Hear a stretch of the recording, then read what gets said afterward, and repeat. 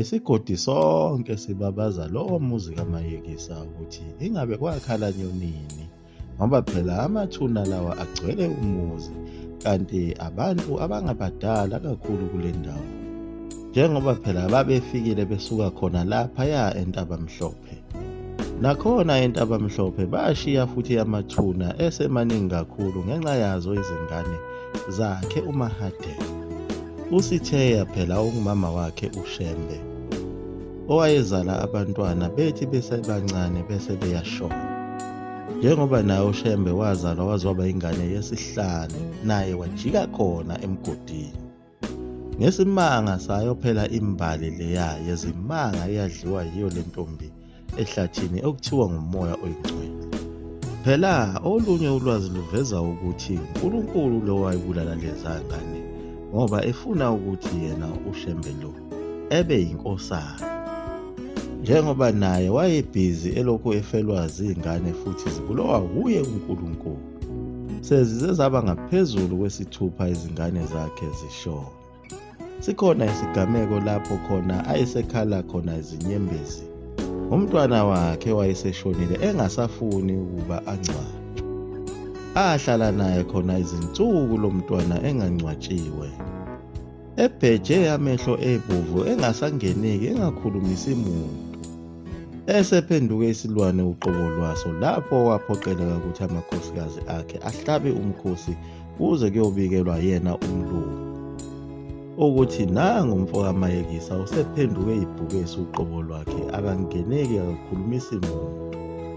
Waze wafika umlungu wamncenga uShembe ukuthi akuhlalwa nomuntu isikhathi sesibe singaka, kuyicala kwakona lokho. Wamncenga umlungu lona, waze wavuma uShembe ukuthi lo mntwana angcwatshwe. Esefike nazo izinsiza zawo phela umngcwabo umlungu. Uma ekhala noma ethandaza kulo leli zwi leli elitshela ukuthi uzwa ubuhlungu obukhulu ngokulahlekelwa ngabantwana, futhi akakwazi ukushiya nonina ngoba usemdala, kanti ungumfelokazi. Izwi laleli limphendula ngento eyodwa lithi, akubona abantwabakho laba, abantwana bakho uzobathola phambili bephindaphindekile. Nako konke lokho okukhalelayo, zimbuzi zakho, zinkomo zakho, uyokuthola kuphindephindekile kaningi. Bese ebona ngesibonakaliso abantu abagqoke izingubo ezimhlophe, laba phela kuthiwa ngabantwana bakhe abaningi. Phela amaningi amaqhinga ayezanywa uye uShembe uzama phela ukubalekela leli zwi, njengoba wayeqale esebenza kulo iplazi likaConrad Greb. Wabuye washintsha wayosebenza kwelinye iplazi, lelo kwakuyiplazi likaJohn Bland. Yilapho phela ayefuna ukuyozibulalela khona ensimini yamampentshisi akhe uJohn Bland. Alangamyeka nalapho izwe, waze waphuma ekugcineni eseyosebenza futhi kwelinye iplazi. Lelo plazi kwakungelikaGeorge Cohen. Yilo phela leli plazi lapho abona khona ngesibonakaliso amadoda amathathu ayebophela izimbongolo ezazithwele imithwalo. Lawo madoda athuma omunye umfana kaJakobe ukuba abize uShembe ngalesi sikhathi esendlini yakhona lapha eplazini. Wathi mayifika kula madoda athi afuna ukuhamba naye. La madoda ayikhuluma isiXhosa. Nala madoda wawachazela uShembe ukuthi angikwazi ukusuka kule ndawo ngoba nginomama usekhulile okufanele ngide ngimbona ngaso sonke isikhathi, ngimsize lapho ngingamsiza khona. La madoda wamphendulanga ngalutho, athi esuka nje abonakala engasekho esenyamalele. Yilapho abona khona ukuthi kwakungebona abantu. Kanti enye into ayengayiqapheli uShembe, konke lokuxolisa kwakhe kuNkulunkulu kwakuchaza enye into. Lokho kwakuzofaka ngisho unina wakhe engozini, ngoba uNkulunkulu uma umchazela isizathu sokuthi kungani ungafuni ukwenza umsebenzi wakhe, ukhetha yena ukuqeda leyo nto okhala ngayo. Njengoba uNkulunkulu wayelokhu ebulala zona izingane zakhe uShembe ezaziyigugu kuyena, ukuze aqede leli gugu elimvimbile ukuthi ayokwenza umsebenzi kaNkulunkulu. Kanti-ke naso isigebengu esiyisoka siyakusebenzisa lokhu uma seshela umfazi womuntu, ebesethi umfazi ngiganile ngumfazi womuntu. bese sisuka isigebengu sibulala indoda yakhe lo mfazi bese sithi sekulungileke ngoba lokho bekukuvimbile ukuthi sithandane sengikuqedile.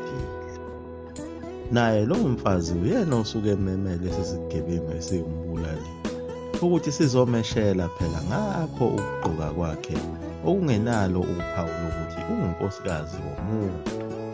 Wabe sezimemela inkabi ukuthi izombulalela indoda yakhe ngenxa yokuthi wayengafuni ukugqoka isidwaba nenhloko, noma ngabe wayeyifakile iringi, kodwa isigebengu siyazi kahle ukuthi iringi phela ayifakwa umfazi kodwa ifakwa yilona okuthiwa uwife, lona odivosayo. Phela umfazi ayikho idivosi kuye. Naye-ke uShembe ngesikhathi esebenza kuleli plazi lesithathu manje esebone lesa sibonakaliso saleza zithunywa angaqondakali noma kwakuzingelosi. Wamethusa lokho ngoba wabona ukuthi basangilandela kanti uye lo Nkulunkulu othume abantu noma sengibhace kuleli plazi. Waphinde futhi kwavela esinye isibonakaliso kuye, kwakhuluma izwi emoyeni. Lathi kuye lelizwi, ikhona inkosi enamandla ezokwehla ezulwini ezohlala esihlalweni, ezobe izalwa unkosikazi wakho omncane. Uma lo mntwana esezelwe bohamba uyombhabhadisa, umcwilise emanzini kathathu. Uma usuqedile ukumbhabhadisa lo mntwana wophuma kulomuzi ushiye konke. Lo mntwana ngeke umkhulise, uyobe usuhamba uye kulelizwe enguthuma kulo lasempumalanga. Ufike ushumayele kulo lelizwe ngamazwi engiyokunikeza wona nengokuyala ngawo. Uma usuhamba usize ukuthi ungaphathi lutho, kuyoba izimpahla nje ozigqokile kuphela, ibhuluwe, iyembe, izimbadada zakho nesigqoko, bese uphatha ijazi lakho ukuze ufudumale. Phela unkosikazi wakhe omncane uShembe kwakuyena uMangwenya, njengoba unkosikazi wakhe omdala kwakuyena uMashabalala, bese kulandela uMasigasa, bese kuba uMangwenya, kanye nayo phela ingoduso leya okwakuthiwa nguKoti, indodakazi kaMantimbane.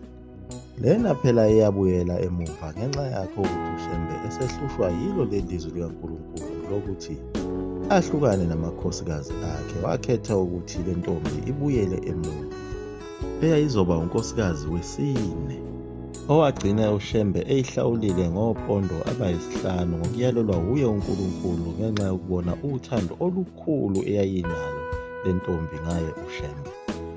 Zazilokhu zimlandele njalo izibonakaliso kulo leli plazi ayesesebenza kulo, ngoba phela sabuya futhi esinye isibonakaliso ngayo indaba yalo mntwana owakhulunywa ngayo kwakuthiwa uzoba yinkosi ezohlala esihlalweni uzozala. Wathi engazelele lutho wabona ngobhasikidi owuqhamuka phezulu esibhakabhakeni uboshwe ngentambo emhlophe zinhlangothi zombili. Wehla lo bhasikidi, wehla waze wafika wazothi cababa ezandleni zakhe, wawumukela uvaliwe wase yawuvula. Maethu uyabona phakathi kubhasikidi mameshane ingane encane yomfana inqunu enhle emhlophe. Wathi sathuswe yilokho lase liqhamuka futhi lelizwi lathi kuye, uyambona lo mntwana, uzomthola unkosikazi wakho omncane, ubomphatha kahle, ungamfundisi imikhuba emibi yasemhlabeni. Ngiyosebenza ngaye, usho izwi lalikhuluma emoyeni. Wamethusa kakhulu uShembe ukukhuluma kwalelizwi, likhuluma lokukhuluma elikhulumayo ukuthi lifike lamkhipha kubafazi, manje selimbuyisela koyedwa. Bazothini bona abafazi bakhe? Bazobona ukuthi bekuyinkohliso yalo Nkulunkulu lona okhetha amabala, njengoba esekhetha yena unkosikazi omncane. Uma yongena endlini yalo nkosikazi omncane uzothini unina kanye naye uMashabalala naye uMasigasa? Uzothiwa konke lokho kungamaqhinga akhe, hayi ngoba kuyinkulumo ivela kuNkulunkulu. Ngenhlanhla amakhosikazi akuqala ayehlonipha, kube kwakulezi ikhathi zanamhlanje kwakuyothiwa uqonyiwe khona laphayana eplazini kunentombi khona. Ingakho engasawavakasheli amakhosikazi akhe. Wayehlupheka kanjalo-ke uShembe namakhosikazi akhe amathathu ayeseganile nje, egane zona phela izindonga. Kodwa umyeni do yaguqa egunkendlela mzulu mfuthu omkhofu 20 emneswa phakade bami.